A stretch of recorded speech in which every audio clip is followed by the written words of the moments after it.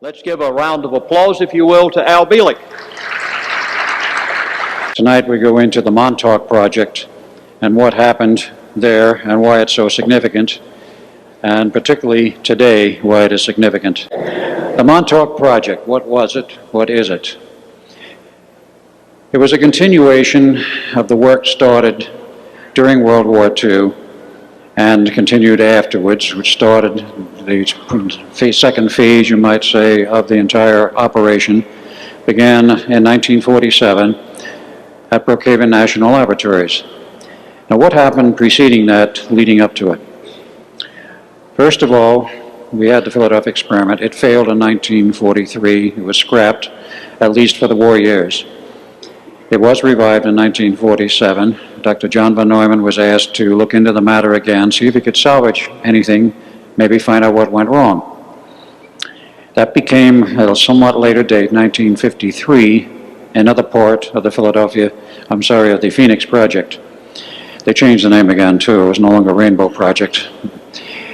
But during the years prior to World War II, and even for the first 2 years of World War II, there was a slow but steady trickle of German scientists, refugees, almost all Jewish, who fled Nazi Germany, and they were helped out in that desire to leave Germany and come to the United States by a man who had the proper connections with intelligence, with Interpol, and with the whole 9 yards of this sort of thing.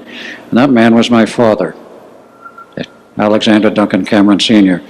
We don't know yet how he made these connections or why he was so well connected, but he was. In the period from 1933 to 1942, we brought out 9 refugee German Jewish scientists. They brought them in a very strange manner. They were put in a 12-foot case, which was typical for shipping ocean freight in those days, furniture and goodies for the store, the family store. And they would put a false room, a false intersection, which was outfitted for somebody to survive, like a bed, like some food, water, light, the proper facilities, and an air tube which went to the outside of the case. And this 12-foot on the side wooden box would be put on the top of the hold of the ship. The ship would ply the Atlantic, wind up coming into New York, and would unload at the harbor, and this crate would be moved to the store in Brooklyn. The man would be released, and he would be allowed to stay for a number of months in the family home in Long Island, the 23-room mansion, which I have shown you pictures of previously. And he would then be given a facelift and perhaps a change of hairstyle. And eventually, these 9 men became part of an ongoing project at not at Montauk initially, but at Phoenix Project, as then located at Brookhaven National Laboratories. One of the men that was also brought over at that time was also a refugee scientist, and that was Herman Zionterman, who later became director of the Phoenix Project, working out of Lincoln Labs, MIT, in Massachusetts. So the war was over. We captured a lot of equipment from the Germans, a lot of paperwork, a lot of patents, a lot of trade secrets. 26 railroad car loads full. It was the biggest steal in history. And other things also came from Nazi Germany, which helped to finance this project. I'll get into that later because it's the latter part of the story. These refugee scientists were set up at Brookhaven to continue work which they had started during or prior to World War II, and that project was known as mind control. In other words, how can you influence the human mind and make the person, because of the influence on his mind, do what you want him to do, or forget what you want him to forget, or perhaps put in false memories. The earliest phases of this were primarily centered around the idea of controlling the person's behavior. And this work started at Brookhaven, went on from 1947-48 through a period of 20 years till about 1968.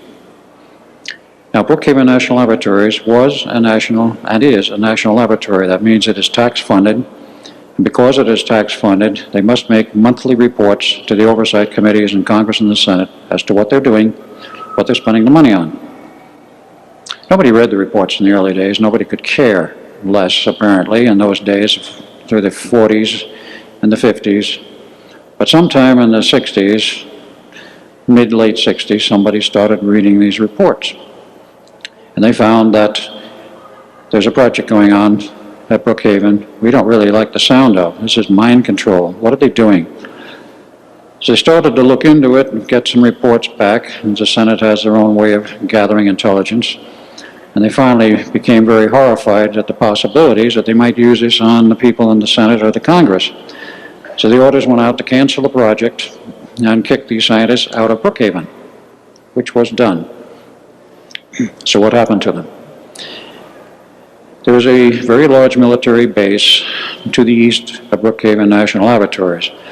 Brookhaven is essentially central to the eastern part of Long Island. And on the extreme eastern tip, there was a military base now abandoned, has been abandoned officially on the government records since 1969, but it was a military base operational from prior to World War I until well after the end of World War II.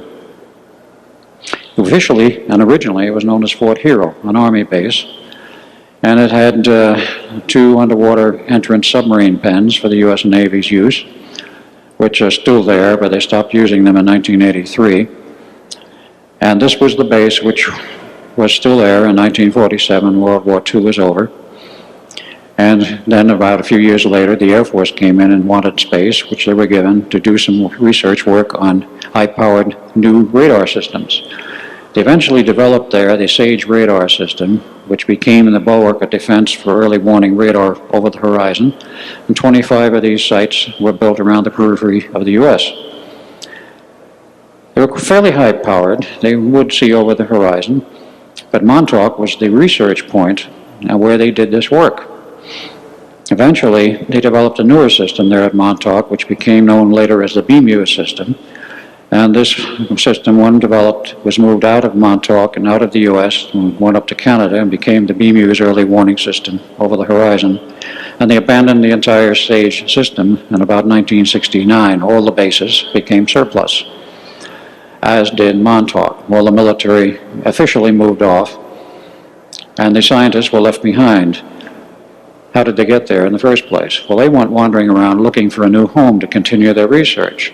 And they weren't very far away from Montauk, so they went up there and talked with some Army brass. And the Army people were very interested in what they were doing as a military project. They said, sure, you can come here and you continue your research. This was in '68. The base was not abandoned by the military personnel until '69, so there was about a year of overlap. And when the military personnel left, the scientists were left behind with the other people who were brought in to help support the project. And the base was carried on GSA, that's General Services Administration records, as a surplus, unused base. What a joke. It was hardly unused. And one of the other interesting sidelights was who picked up the tab for the power bill, because electric power had to be pumped in there for the research and all of the hardware which came later. And this electric bill was picked up by the New York State Parks Commission. It averaged $55,000 per month. So they consumed a little bit of power. And that was in the latter phases, perhaps not earlier. But the scientists were there. They continued their work and were out of Brookhaven. And they were involved in what was generally considered phase 1 of the Phoenix Project. The Phoenix Project is actually an umbrella name which covers many, many projects. It's still used today, that name that is, to cover and hide many other projects. So they continued to work on the mind control systems, and in the meantime, of course, von Neumann had completed his work on the Philadelphia experiment, Project Rainbow, developed a system which was, I won't say perfect, but certainly flawless in terms of the human element. The Navy bought it, demonstrated it, tested it on a ship in 1953. It was totally successful. And they then changed the name of that project from Project Rainbow to Project Phoenix, Phase 2. I'm using the P1, P2, or phase numbers for a reason, because it goes on beyond this. Very little, perhaps no work was done out there at Montauk itself relative to the Invisibility Project. I don't really know where they can carry the work on to continue the development, as it went through many generations of hardware, making it smaller, so today it is used on aircraft very readily. The Navy fighter aircraft are all equipped with the invisibility system. The Israeli fighter aircraft, the B-1 bomber, the B-2 bomber, the SR-71, and all the supercarriers have it. No problem with power or space on a supercarrier, but there's definitely a problem with space and power on a jet aircraft. But they did find a way to make it work in a smaller package, and it was installed on the aircraft. There was even a public demonstration of this capability over Hawaii 2 summers ago, now almost 3, in which I became involved because a radio announcer called me and asked what was going on, and I told him. They became invisible over the beach, flew into a cloud bank, were never seen to come out, but were heard to come out. We were getting a little bit brazen at that point. But that was phase 2. The more important part of the Montauk project is phase 3. And that was the development and the continuation of research begun during World War II on time travel. Very few people know that the Germans developed a working, somewhat crude, but working time machine in 1945, which they used and then destroyed before Germany collapsed. And Dr. von Neumann in the laboratories in late 43, early 44 also developed a time machine. And the sole purpose of that was to send me back into the 80s to find out, was there really a lockup with the Philadelphia experiment? Was he really there in the 80s? And bring back proof that this project and all of the hardware and everything related to it really existed. So I was the guinea pig for his new time machine, and I went back to the 80s more than once. Eventually he was satisfied with what I brought back in the way of evidential proof, and that was the end of that particular project. And of course in 47 I was brainwashed, taken out of the Navy, taken out of the Navy first by a very circuitous route. If I didn't give you the story yesterday, I'll give it to you now briefly. On July 4th of 1947, I was picnicking with the family in a small town next to Los Alamos. Navy MPs came up, went through the formal procedure of identifying me. And when I identified myself as Commander Cameron, they said, well, you're under arrest. And I said, what are the charges? It says espionage. We have to take you in. So after a few minutes of a tearful goodbye with the family, whom I never saw again, I was taken in handcuffs to one of the famous Navy buses, put on a train in Albuquerque, went to Washington expecting a full court-martial, which never happened. They dropped charges, and then said I had a new assignment, sent me out to Fort Hero. Fort Hero was also a Navy base at that time. I knew nothing at that point about, at the time, that was the location of the future Montauk project. So I went out there expecting to have some work to do. After a short period, a few hours, I was told to stand in a certain magic circle and don't move, surrounded by 75 MPs with drawn weapons. You don't move. And suddenly I wasn't there. I was back in the labs in '83 at Montauk in the underground. I was told by a very tearful Dr. von Neumann that they were going to strip me of all my memories, put me through the age regression equipment, reduce my physical size of the body in age to about 1 year, and then plug me into another family in the past, namely 1927, which is what it turned out to be, and start life over. He said, I have nothing to do with this. I can't do anything to stop it because I'm only a consultant here now. So they did all of this. I wound up as Al Bielek and his family growing up roughly the age 1. And went through life, grew up, went in the Navy again in 1945 and 46, again in electronics, but as a serviceman, a technician. Eventually went to school, acquired a degree in engineering, and was a consulting electronic engineer most of my career from 1958 to 1988. I took a break in the middle and moved to California. Now, the rest of that project, which was ongoing, I eventually became part of, which was not known to me after it crashed in August of 1983. The memories came back later. But phase 3 was the development and the continuing work on time tunnels, time research, and what could be done with it. The man who was in charge of this project was a Dr. Hermann C. Untermann, a physicist from Nazi Germany, He was smuggled out in 1938. He wanted out. He was forced to become a member of the Nazi Party after he got his PhD in physics at Göttingen University in Göttingen, Germany.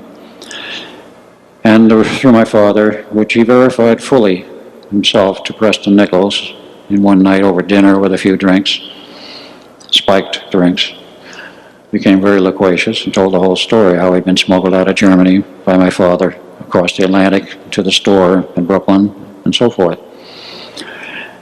He eventually became director of the project, and that was in 1977. The prior and original director was Dr. John von Neumann, who, far from being dead of cancer in 1957, was cured of it and was given a new identity under the Federal Protected Witnesses Program. Now, what were they attempting to accomplish in this third phase? To talk about, pardon the expression, an ordinary time machine, because they're hardly ordinary, but nevertheless, in the reference wherein you are only concerned with transporting yourself or an object through time, you maintain the same physical location reference. That is an example. If I were able to travel a year into the future from this point right now, I would not move from this physical location. And if a year in the future this room and this podium was still here, I'd be leaning on the podium a year from now, and probably none of you would be here. But if it went far enough into the future, the building might be gone. The difference between strict time travel and what they were working on at Montauk was the fact that they wanted to be able to control two elements. One was your position in time, the time reference, and the second one was your physical location reference. In other words, they wanted to be able to move you around like teleportation to any location they wanted, whether they changed the time reference or not. The beginnings of the research for this began in areas other than Montauk about 1963 and continued on in Montauk from that point on about 1968. It involved a part of the project which perhaps most people do not realize the extent of involvement of our government with aliens, I mean extraterrestrials. But due to this agreement, the treaty signed by then President Eisenhower in 1954 at Edwards Air Force Base with the Greys and others, we guaranteed their safety, non-interference with each other's society and civilization, an exchange of technical data and information, and we would also provide them with underground bases and a transportation system. And from that came the alien intervention in much of our scientific research. They added many aspects we did not have. We had the technology by the late 60s to build equipment which we didn't really understand at first, but they explained the principles and we were able to build it. So eventually, about 1973, they started ordering special hardware to modify the SAGE radar system into the new system, which was to be time tunnels, time tunnel travel. There was much other early aspects of this research. My book, the Montauk, or I should say Preston's book, the Montauk Project, goes into the details of the earlier phases of what they uncovered at first. They found that with the properly functioning transmitter, coupled to the mind of a human, after they got the basic groundwork solved, a person could think of an object, like a chair or a table, and the transmitter, when on and functioning, would create that object physically in 3 dimensions, solid. You could kick it up and throw it around and do anything you wanted with it, as long as the transmitter was on. Eventually, the first phases, of course, when you turn the transmitter off, the object disappeared. They finally solved that problem so that when they turned the transmitter off, the object stayed. It was a real creation. That was one of the earlier phases of work they went through to learn what they could do with this transmitter. Dr. Unterman was given the charge by the U.S. government to do all the research he could in the space and time, learn all they could, and that he had to learn to work with aliens. He was a hard-headed German who perhaps had never been exposed to anything of this nature, finding he had to work with aliens. I'll go into how many aliens and what types in the slides in a little bit. But they worked on this project for many years, and for very successful. It went through many phases, many changes. They tried to do it all with computers at first, and then one other group called the Leverons, who had a great deal of computer technology, provided, they had their own computers, but they provided the transfer of data to our IBM 360s, because that was the best we had at that time, eventually to a 370. And Cray computers only came in near the end of the project, or at the end of the research portion of the project, about 77. But with these pieces of hardware they had, and they modified and they built to special order, they were able eventually to achieve some manner of time tunnel control. And it was sloppy at first, but they did, by 1979, perfect it. It took many changes. They finally adopted the idea that you can't control it completely with a computer. We don't have a computer complex enough that can handle this sort of thing. So someone came up with the bright idea, well, let's put a psychic in the loop here and pick up his energies as he thinks about whatever he's trained to think about, and maybe this will make the thing work in a reliable manner. And that was what they did, and they did succeed. My brother Duncan was the principal psychic, but he had to undergo very special training to be able to interface with a computer, actually a string of computers, before he got to the 360. And that made the project successful. They were able then to go anywhere in this galaxy, eventually, any time from about 100,000 years in the past to about, I am told, and I can't prove this statement, they claimed 1 million years in the future. I don't know if they did or not, but that was what we were told. That became a major part of the project as Bielek. And that creates a problem in terms of understanding how I could live and hold down a career as a consulting electronic engineer all over the United States and also be working a good part of the time on this project.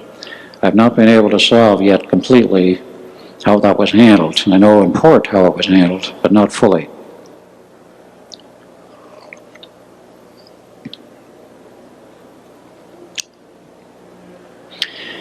This project went on and was used jointly by those who were interested in it, and I developed it privately because there was no government money in this project.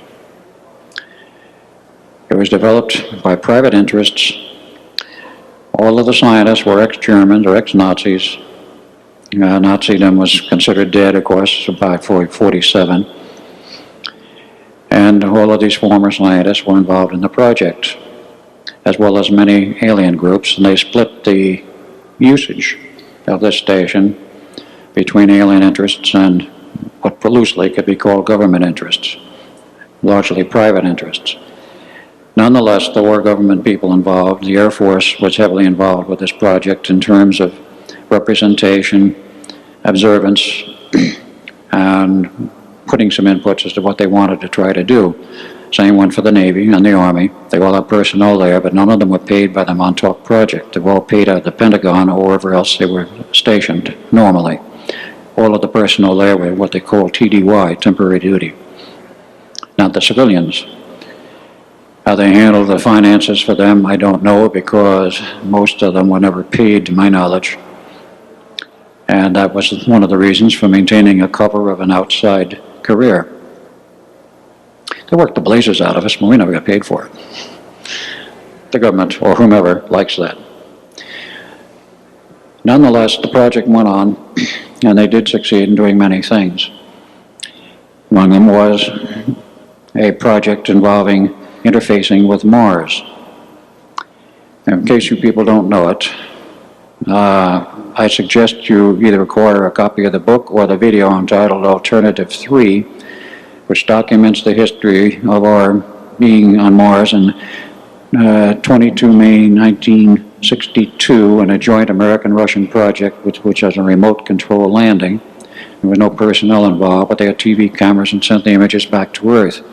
How this was uncovered, it was a very interesting story. It was put on by Anglia TV in April of 1977, and they were royally slapped on the wrist for doing it. They had to recant or lose their license, according to the English, what we've heard since, and the English government didn't like it. In any case, there were definite grounds for saying that we could live on Mars. They had all the proof in terms of the gravity, the air, the air pressure, the temperature, and moon bases were developed in the mid to late 60s, and from there they transferred to Mars, and we have colonies today on Mars. But one of the interesting things that turned up, and of course NASA has published some of the pictures of the face on Mars and the pyramids and a little bit about the ruined cities that have been found, the colonists found entrances which were totally sealed, leading obviously into some underground system. They couldn't break through. They needed heavy earth-moving equipment, CATs, which they simply were not able to get up there. And they finally radioed to Earth and mentioned this, and it got to the Montauk project, and the people there said, well, give us some coordinates where on the surface of Mars you think these underground caverns are located. Well, in the computer complex, they had all of the information about celestial positioning of the planets in our solar system and the progress day by day, hour by hour of a planet. So it was no problem to plug in a coordinate and do the proper mathematical manipulations to figure out where to send a tunnel to contact the surface of Mars, or really the underground. But they didn't take any chances in first. They sent a camera to see whether the camera wound up on solid rock, which was no problem with the camera, or whether they got a returnable, usable image. Brought the camera back and they found that it had been in a cavern, and they got pictures. So they sent a crew, an exploratory crew there many times. Duncan and I were in that a number of times. Huge underground, all abandoned. A lot of artifacts, records, obvious artifacts of an ancient civilization which had died out quite some years prior. We estimated maybe 10 or 20,000 years prior. NASA estimates the surface works died out, the surface civilization died out perhaps 300,000 years ago. It's a very crude estimate, they don't really know, but it's an estimate.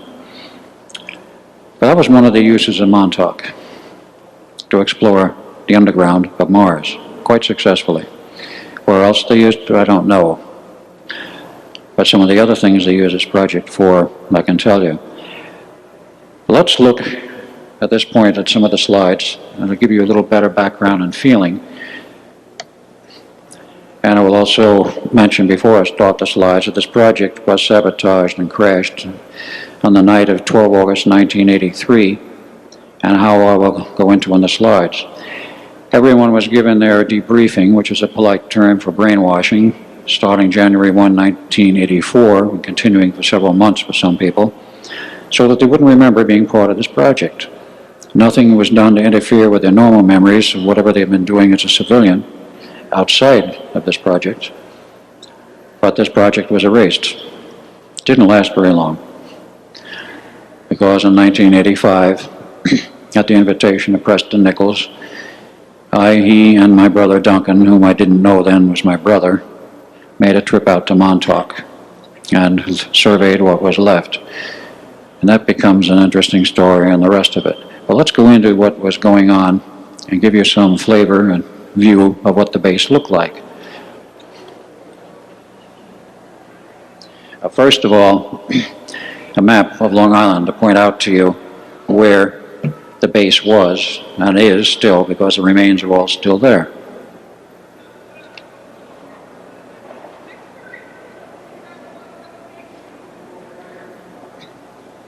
All the way out on the eastern tip of the island, the South Fork, there is a lighthouse called Montauk Lighthouse, there is a state park, and there is the military base called Montauk Air Force Base. We still have recovered the signs and the pictures of the signs from that era. But that is basically where the Montauk project originated and took place. I might add, this was only one of 25 SAGE sites. We still don't know where all the SAGE sites were, though we know where about 12 or 14 were. The information we have is that they were all operational at one time. Towards the end, in 1982-83, there were only 3 left operational, and they were tied together to Montauk as the master control station because of the timing systems and such through satellites. But let's go on here and I'll show you a little more. Now, as I mentioned, in August of 1985, I was invited by Preston to come out and visit him in his laboratory. And I stayed 2 weeks. And he, I, and Duncan at that point I didn't know was my brother, half-brother legally, took this trip by his van out to the Montauk. He said, I want to show you some things on the eastern end of the island, see what you think about them, what you feel about them. So we're passing the town of Montauk and a rise in the hill out there. It's not very high hills on the eastern Long Island. The first view you have is of this view like that is there of the radar tower peeking over the hills, as it were. You get a little closer, you see the tower is still taller, and you begin to get an idea of how big it is when you get on the base. What we did was we went to the public park, parked the van, and walked a short distance to a roadway which led around gates which were already down, largely trampled down. The base was wide open. This is in 1985, August. And we made a grand tour, the three of us, to see what we could see. So we get on base, and you see this radar tower. This was the original SAGE radar system in the radar tower, and the antenna was still very much intact. These pictures were taken in May of '86, by the way. Some later ones I have were taken much later. But you get up close, and you can have some idea of the size of this thing. That tower was equivalent to an 8-story tower, though there were only 5 floors in it. The antenna itself was 60 feet high from bottom to top and 120 feet across and weighed about 125 tons. The drive motors and assembly, gearbox assembly on the base was another 125 tons. You had 250 tons on the roof of that building. Needless to say, the building was very heavily reinforced. It was built for the purpose of supporting that antenna system. The reason it was so heavy was they wanted it to be able to acquire and hold a target, a radar target, in winds up to 115 miles an hour. And the winds get rather stiff on the eastern end of Long Island in a storm.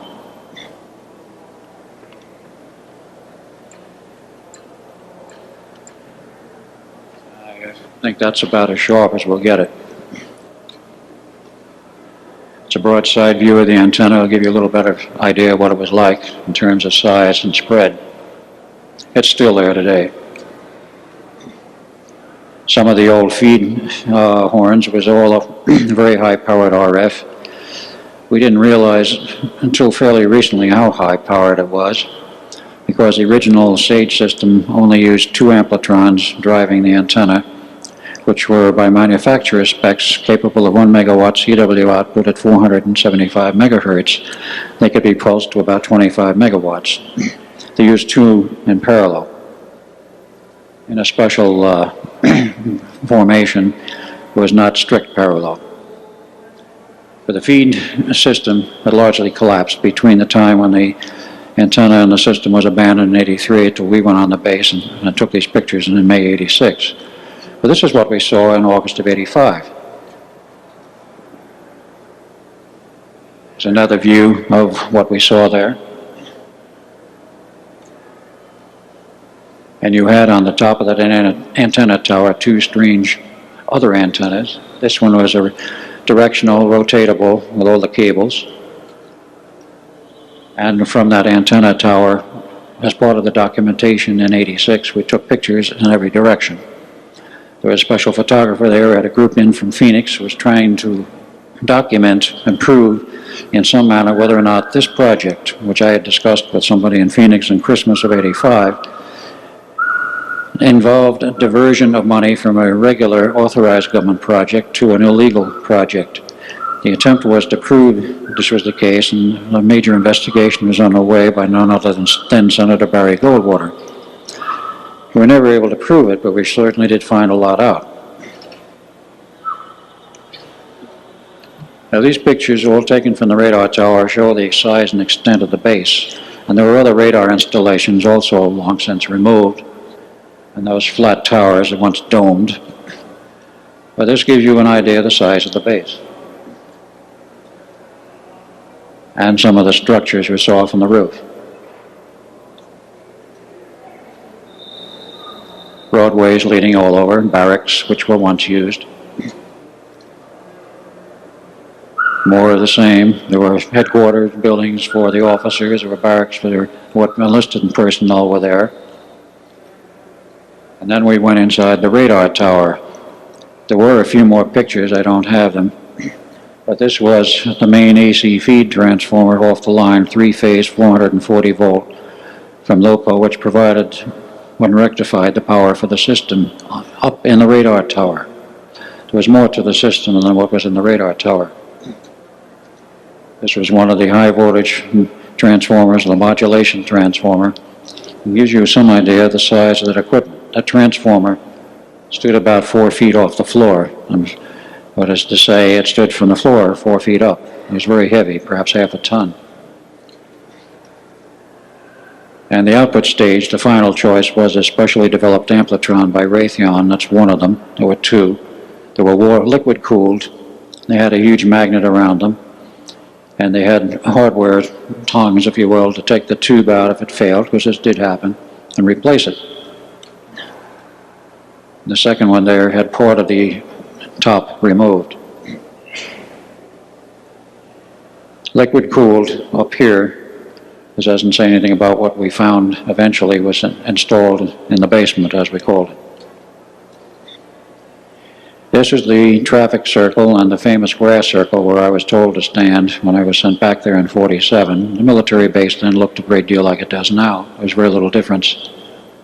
As the military bases usually don't change that much until the Air Force came in and added a few things, including the tower.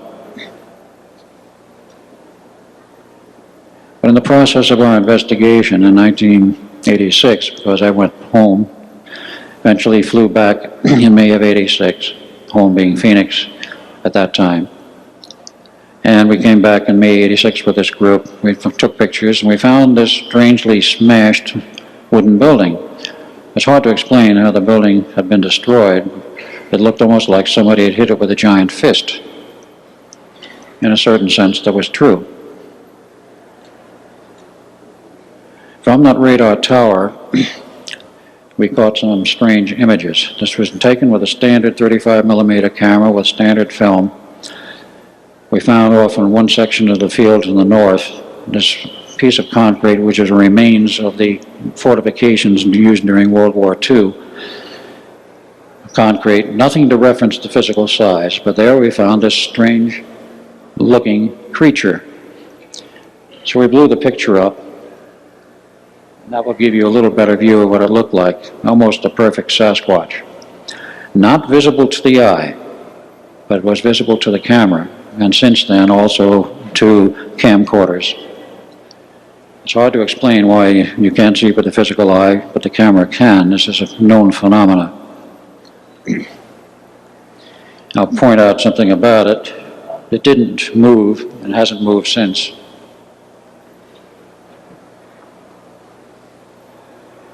That's it right up there. It's a lot clearer in the prints I have, because the slides were taken from 8x10 glossies, which were given to me quite some time ago.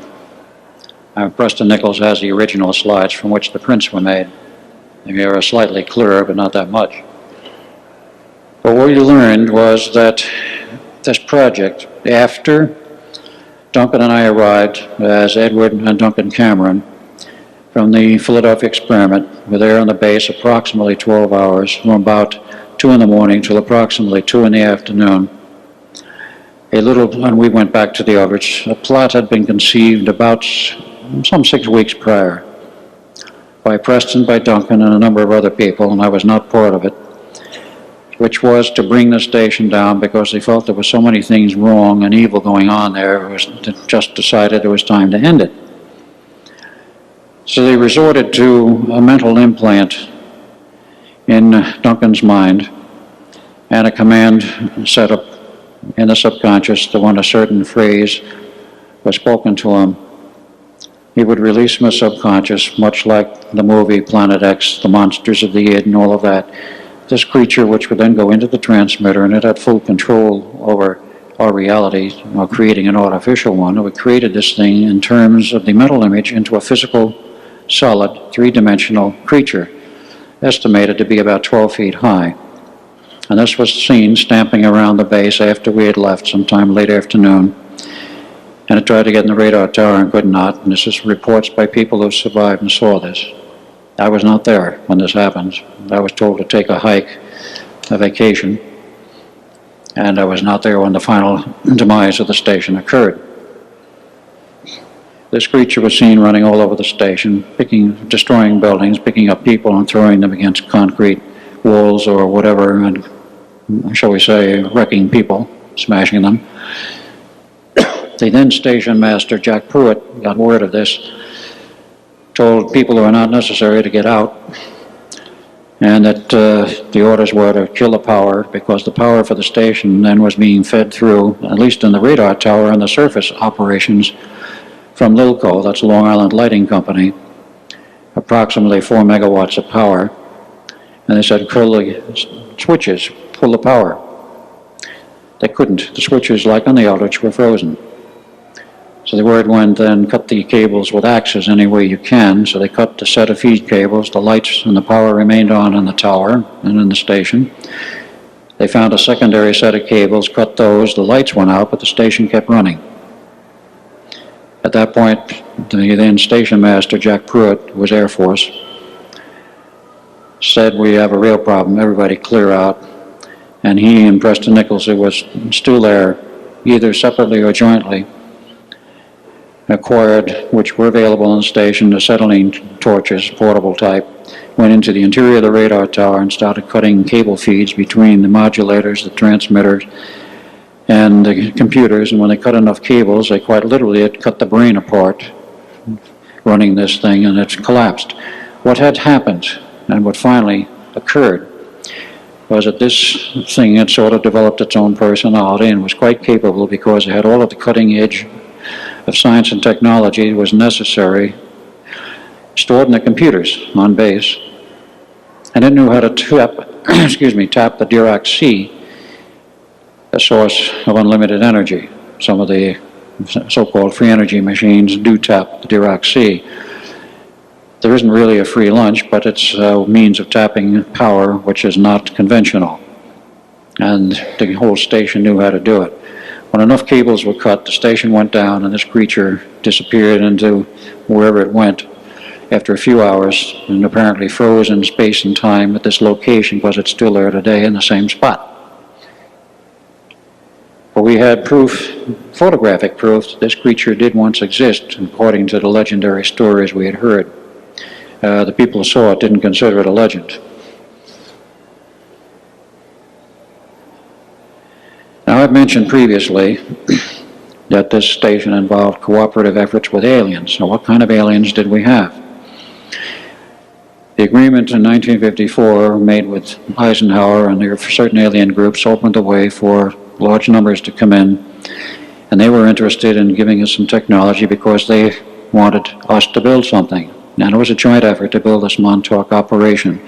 Not the Sage radar system, but the time tunnel system, which was later developed using elements of the Sage system and the radar tower and the underground. Now, what am I talking about in the underground? Originally, prior to 1928, there was an underground base, quite level, flat. There was no hill out there. And it was built by the military prior to World War I, with one level of underground. It's probably connected with the bunkers for ammunition and all of that. In 1928 and 29, the Army Corps of Engineers came in under somebody's direction and added 5 levels above ground of concrete and steel, a huge installation. And when they were done, they covered it over with dirt.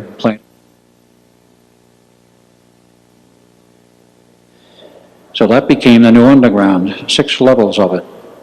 And of course the radar tower had a freight elevator which went down through all 6 levels. A lot of equipment was installed in the true underground, as we called it. And all of that equipment, most of it probably is still there today. And after the station collapsed, which was on the night of 12 August of 1943, we were told by a survivor that about a week later, a contingent of Marines came in with machine guns and shot and killed everything and anything, whatever, that moved. And after they left, about a week later, 26 truckloads of concrete were brought in, and they sealed up all the entrances to the underground, all the stairwells, elevator shafts, including the main one in the project. But before this happened, the project was very much alive and viable, and part of the project involved aliens. So what kind of aliens did we have? There were several groups. One of the principal ones was the reptilians from the Orion complex, which, as I show in this slide on the left, these are not photographs. These are sketches drawn by people who had seen them and been there, either abducted by these creatures or had direct physical contact with them as part of the project. You had the standard Orion type, who was a reptilian, and on the right the picture shows a draconian, who's typically about 7 foot tall. The ones that usually control the little grays, which I'm sure some of you have heard about, and figure quite heavily in the literature by Schreiber and others in terms of abductions. The one on the lower part is one of the grays. They came in various sizes from 3.5 foot to 7 foot, such as the partial picture of the one on the left, which was one of the old Zeta Reticuli grays, about 7 foot high, and very few of them, reputedly 1,200 years old at the time when they were there, and we don't know how long they lived. The average gray had a lifespan expectancy of about 350 years. They lived a lot longer than humans. They also lived underground and avoided sunlight. Maybe there's a clue there. Anatomically, the grays looked stripped much like this. They were sexless. They did not procreate. They reproduced by a form of cloning and using surrogate mothers, who were typically human mothers, where somehow the seed was implanted and they went through the first trimester, and then the incomplete child was removed. There's thousands of medical cases and documentation of women who had a baby starting to grow, and then suddenly it isn't there anymore.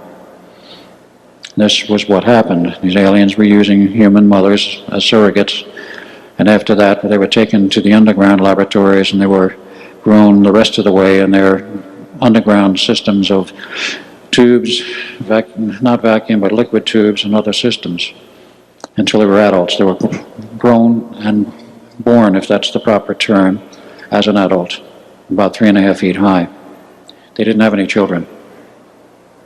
They looked very much like this. They had very strange internal structures. They could not eat. Their digestive tract was almost totally atrophied. They had to absorb nutrition by sitting in it in a vat, absorbed it through their skin, and about 2 weeks later they excreted the waste products again through their skin. And the food which they used, not very pleasant to consider, but there was an enormous amount of cattle mutilations over the years. They were using cattle blood mixed with human blood, because they were also abducting humans for food. That was one of the reasons why in 1947 the first discovery of crashed UFOs in the Bracewell Ranch in New Mexico, which was openly announced in the press after the crews got in there from the government and found not only remains of aliens, but remains of human body parts. The lid went down and has been down ever since. And then, of course, they had the press conference the next day and announced there was a weather balloon that crashed. And this, of course, has been the pattern ever since.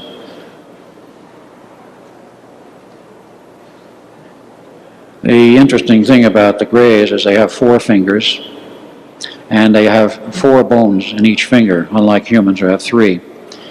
There was a lot of studies been made of them, but these grays were also underground, underfoot most of the time, but they were part of the project. There were other groups, which we do not have slides of, which included the group from Antares that were very human. You couldn't tell them from a human stripped. They were very friendly, and they didn't do anything. They were just there apparently as observers. We also had another group. This is the ones from Sirius, the Syrians from Sirius A, who were very intelligent. They provided most of the technical backup and technical expertise to the Orions and as well as to us. I don't know how long they lived. They were nearly human, but they had strange features, somewhat wrinkled skin, and vertical slit cat eyes. They tended to be friendly at times, but they disdained humans like most of the others. The attitude, I might add, having worked with them, of the Orion reptilians was of absolute disgust bordering on hatred of humans. They were literally using us. They were ordered to do so, to work with us, so they did. Only one draconian, and it was interesting that the alien interests were represented by one man who had his own office, or I should not use the word man, one of the aliens, a draconian, who represented all alien interests. He was not high up in the hierarchy, but he was higher in pecking order, if you will, than Jack Pruitt, the station master. There was a total hierarchy beyond that went up to Herman Siantaman, who operated out of Lincoln Labs, MIT, in Massachusetts. He was the administrative director of the entire project, including all the locations. But he was still not the top. There were 3 levels above him that went into the military. And I will not go into that because of the names involved, and these people are still alive.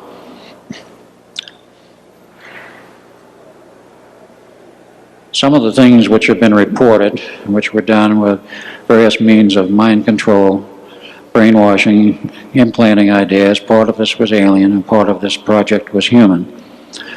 But the Syrians were very heavily involved with this, and they developed some of the hardware, including one of the conditioning chairs, if you will,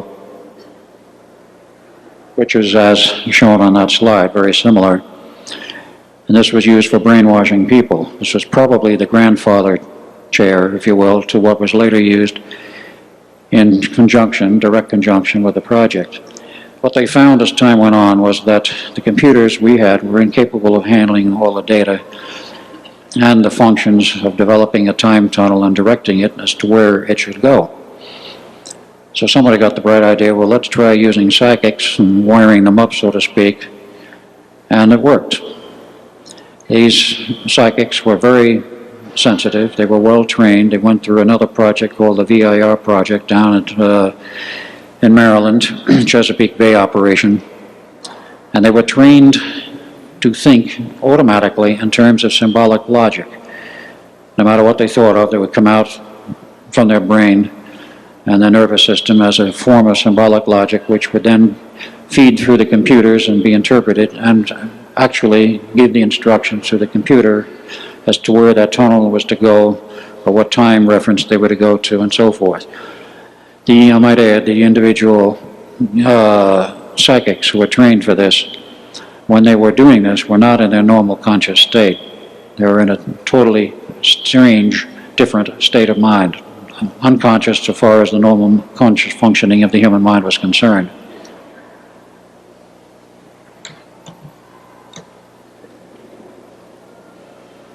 Well, the project crashed.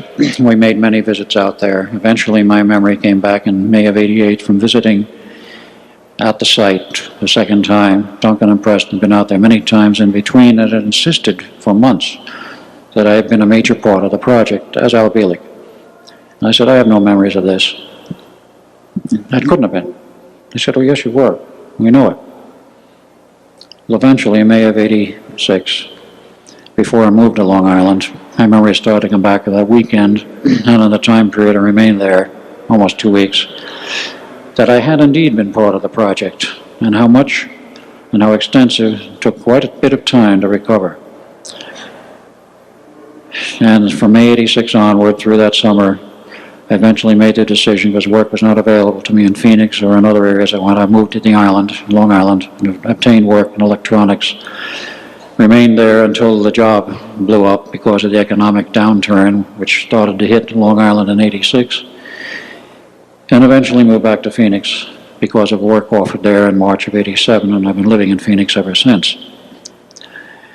But many times we went back looking for evidence and taking some pictures, and then came, strangely, in the summer of '92, rumors to Preston that this project was back online. So we went out there looking for evidence of all kinds of things, particularly any evidence would prove that there had been new installations of equipment that would tend to verify it was online. We measured the output of RF through various radio receivers and spectrum analyzers, and there's no question they were transmitting. But we found some other things. One of the items of interest is this picture showing that Fort Hero had been turned over to the town of Montauk to be developed as a public park, which has never happened. Part of it is open now for fishermen to go out on the cliffs and do their fishing, if you will, from the cliffs either on top or down below because there is access to the ocean level. We found a brand new Coast Guard station out there. This may not have any connection with the project, but nevertheless we documented it. Its antenna, the control box, the loading coils and connections, and of course the actual section where the two transmitters were located. It's not very bright in there, but it shows the trailers where the equipment was located. It was not high powered, but equipment was set up for the antennas apparently to handle much more power than was then being pumped into it. We continued wandering. We were able to, this is very faint in this picture because some of the lighting was not good. We found a new telephone junction box in the ground. We continued to look and we found a great deal more than that. We found telephone boxes, brand new, mounted on telephone poles, which indicated that a new telephone line installation had been brought in perhaps in the last year.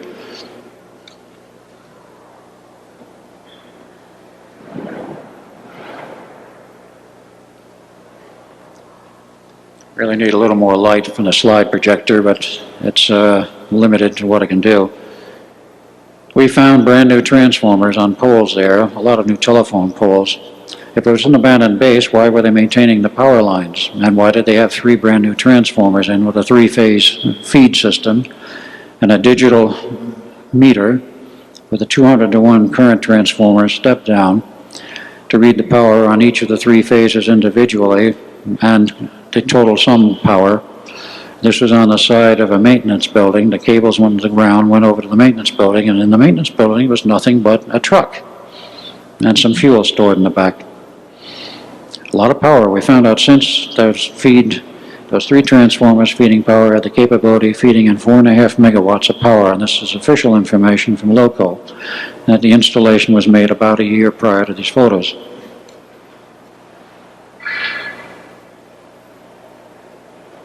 We found new coax cable runs in the old runs. There was some new cables in there, which indicated somebody was doing something, and they went out to the radar tower. Now this is a more recent photo of the radar tower. It still looks much like it did, and you can see from another shot how large it is, and it's still very much there. It hasn't fallen down. I doubt that it will. We found a lot of evidence of continuing work of some kind to refurbish the station.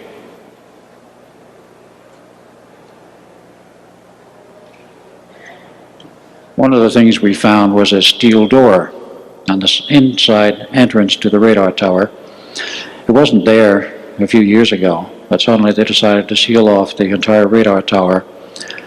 The steel door was quite heavy, double padlocks, and people had tried to pry their way in and were unsuccessful in doing so.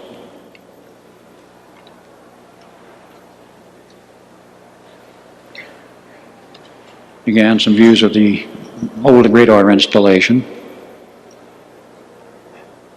and where the control motors, there were 4 of them that drove the system. They all have been removed, by whom we don't know, but the remnants of the gearboxes and the slides where the motors were are still there. And in January of this year, we went back to do a commercial TV production in conjunction with a man by the name of Peter Belts, who had connections to have this produced on TV in Japan. It's still not finished, but a lot of footage was shot. I took a lot of pictures, and Preston Nichols did his own footage in terms of video. But this was our group on the roof of the radar tower. It was a cold day. It was January 14th. Another view of Preston Nichols under his hood. Some more shots of the antenna tower. And if you look carefully, you will see a brand new coax cable. We found it in the runs coming up through the tower, going up to the top to that antenna system, apparently, again, operational. The radar antenna has never been used since. And the 2 amplitrons and all of the other drive equipment is now history so far as the radar tower is concerned, but we don't know what they're doing underground.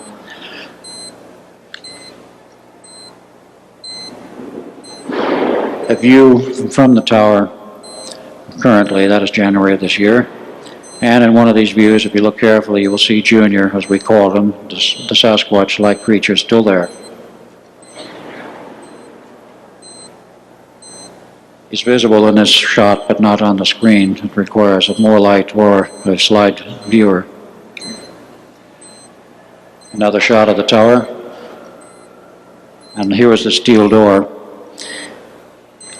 barring access. But somebody came along and very conveniently blew a hole through the side of the concrete.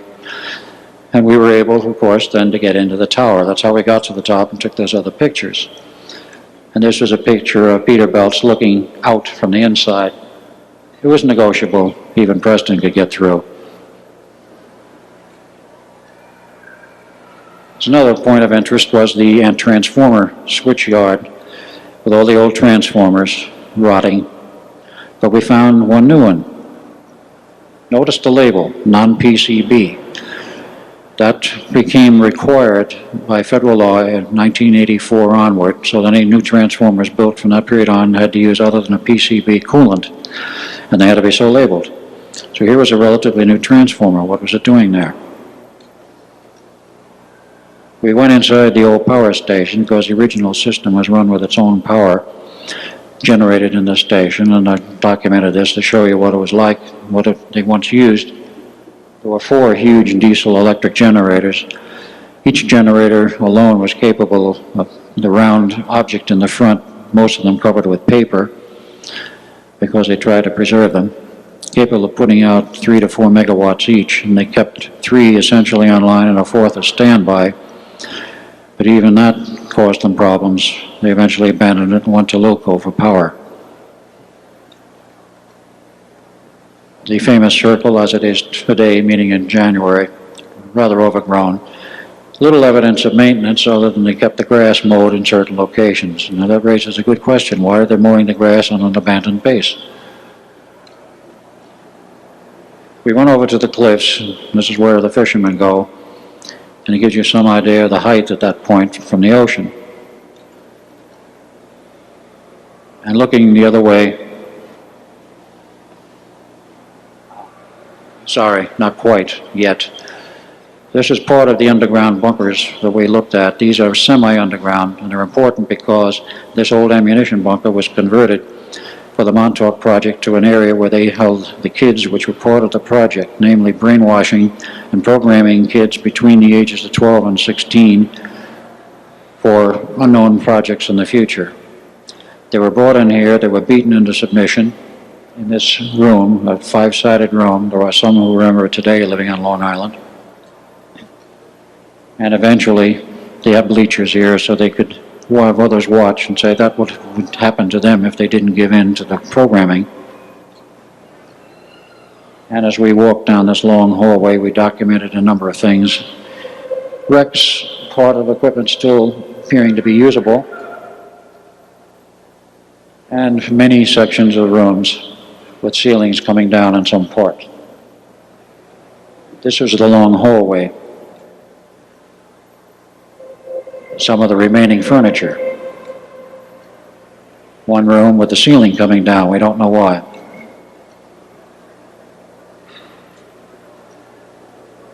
And this was another offshoot room, went into other parts. It was a huge underground installation, truly only partially underground. It was not deep underground. We could walk in from the surface. Electrical equipment still operational, or appearing to be operational. This lady, Helga Morrow, was a world-famous psychic. She went along with us on this trip in January because I'd been there before and Preston had, but neither she nor Duncan had been in this section after the project was over. And she was interested because her father, Dr. Cooters, that's her maiden name, we found had been part of the project and was a technical director. There's an interesting story there I won't go into because she does in her own videotape. But we went down to the end of this hall, and this was where they held the kids after the beating. Some survived it and some didn't, some died. And this was wire mesh with a locked door, and they were held in this pen on these pallets, as you see here. And many of them did not survive. Talk about Auschwitz, we had our own on Long Island.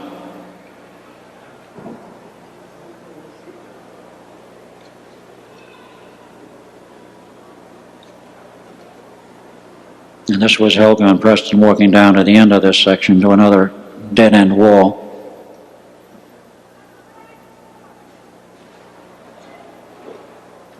And Duncan holding the lamp like Diogenes.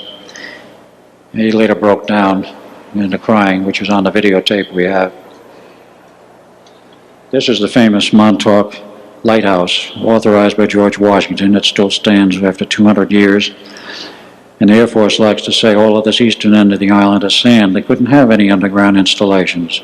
Well, if you look carefully, you'll see that that lighthouse is built on solid rock, and it hasn't slid into the sea. There are other evidences not clear in these slides to show that there's a lot of rock on the end of the island. These are rather washed out at this point. One other interesting point, in the town of Montauk in 1926, this 8-story building was erected as an office building. It's still standing today. It's still intact. There's no cracks in the walls. If that was sand on eastern Montauk, that building would have long since cracked and been invisibly in bad shape, as has happened to some buildings built in New Orleans since World War II. But it's very much intact and very much used.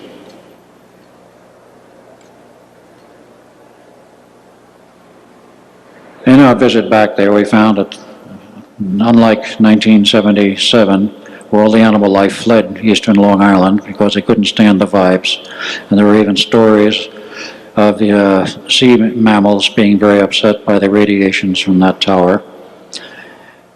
There's a few cats have come back, and they're apparently well fed by the tourists, as you can probably see from the picture, and we've even caught a picture of one deer. So animal life is beginning to return. This was part of the production crew. Duncan was out on the parapet there being filmed. And we have another shot there of the excuse me, of the area down near the park. But let's get now just a wee bit into the physics before I'm cut off, and give you some idea of what this was all about, both in terms of the Philadelphia experiment and the Montauk project. What were we really doing? We were manipulating time. Now, if you've ever had any idea about what time is about, perhaps you haven't been learned much about it, I'll give you a little better idea. P.D. Ouspensky first stated in 1931 in the book Tertium Organum, A New Model of the Universe, that we are living in a 5-dimensional universe, the 3 physical dimensions we all know, the 4th dimension, time, which we measure with a clock, but a 5th dimension, which is an extension of that. We found that was the case at the time we did the Philadelphia experiment, and you can represent time in a rather unique way called the torus of time. This is a mathematical and visual representation, but you have time, if I use this rod, to represent the flow of time as we normally measure it forward in the 4th dimension. See, if there was no flow of time, our 3 physical dimensions would cease to exist. They are totally dependent upon the higher order, namely time, to exist. But you have another phenomena. The 5th dimension, what is it? It's a vector at right angles, a spinner, which rotates around the central vector, and its rotational speed determines the movement forward in time, which we measure with a clock. And they show it as a very good way of showing the example as a torus, a donut, if you will.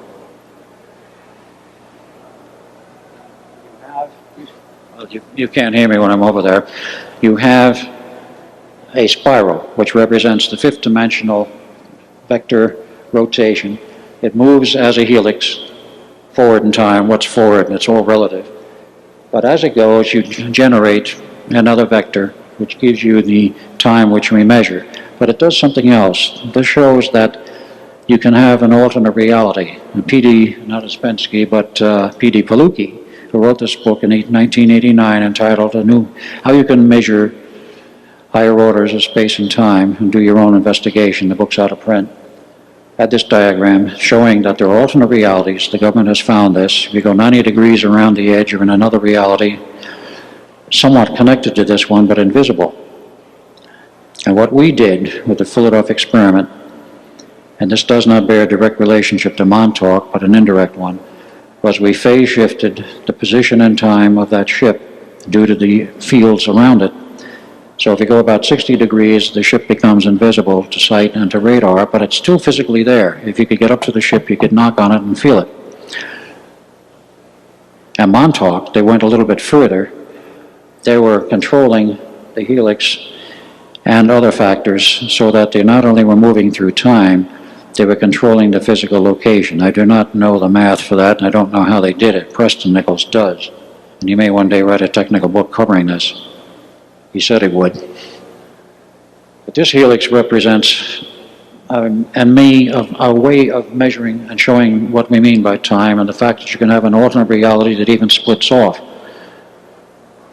Minkowski as well as Hilbert stated this. You can have multiple realities and multiple universes. And this is one way of representing it and showing it. Perhaps a little technical for you, but I'm trying to give you some idea of what we're involved in. That's the end of the slides. So if we can have the lights back on. I would like to state that we do have a book entitled The Montauk Project, which gives a history of the project at Montauk, how it started and how it ended and what went on in between, at least some part of it. It's only slightly technical, and it gives you some idea of what was involved. Who funded this thing? It's a very good question. Many of you may have that question in mind. Do you remember that in 1944, and there was a documentary movie made of this, that there was a American railroad train that went through a French railroad tunnel carrying Reichsbank gold, $10 billion worth of it, and the then value of gold in Europe, about $25 an ounce. The train was dynamited in the tunnel. 51 GIs were killed, and the gold disappeared. Patton got in on the investigation. He knew something was very wrong. He could never get to the bottom of it. He never found the gold. He couldn't find out who was in back of it, but he did find eventually himself dead. He was murdered for his efforts. That gold disappeared and turned up 10 years later off of Montauk, Long Island, in a sinking ship about a mile off in a fog. The scuba divers from Fort Hero went out, perhaps knew what was coming and knew it was there. Anyway, they recovered the gold. And that $10 billion in gold, valued at European prices in 1944, as the price of gold went up, became valued at something in excess of $100 billion. That money was used to finance the entire project until they ran out, and they did run out. Who then picked it up? I'm sure you've all heard of ITT Corporation. They were the principal contractor for all of the electronics for this project, and they provided all of the connecting links, if you will, to the various subcontractors. And when the money ran out, they went back to the parent owners, who were the Krupps of Germany, and they provided the rest of the money to keep the project going. Not 1 cent of U.S. government money was ever spent on this project. There were a lot of government people there, including the intelligence people, and the Air Force, and Navy, and Army, but their salaries were paid from other funds from other locations. The hardware was all purchased on this private funding, and because of that, Senator Goldwater could never find any trace anywhere in the records of the Senate or the House of any such project or how it was paid for. But they did find eventually that ITT was involved, and as a result of that, ITT Corporation was broken up, AIL was in process, and some other companies were broken. We're about out of time. I'm being, I think, reminded by this good gentleman to my right that our time is up. We have books on the Montauk Project, tapes from previous lectures, and other material which we have available until such time as we are told to get out of the auditorium. I thank you very much for your attendance.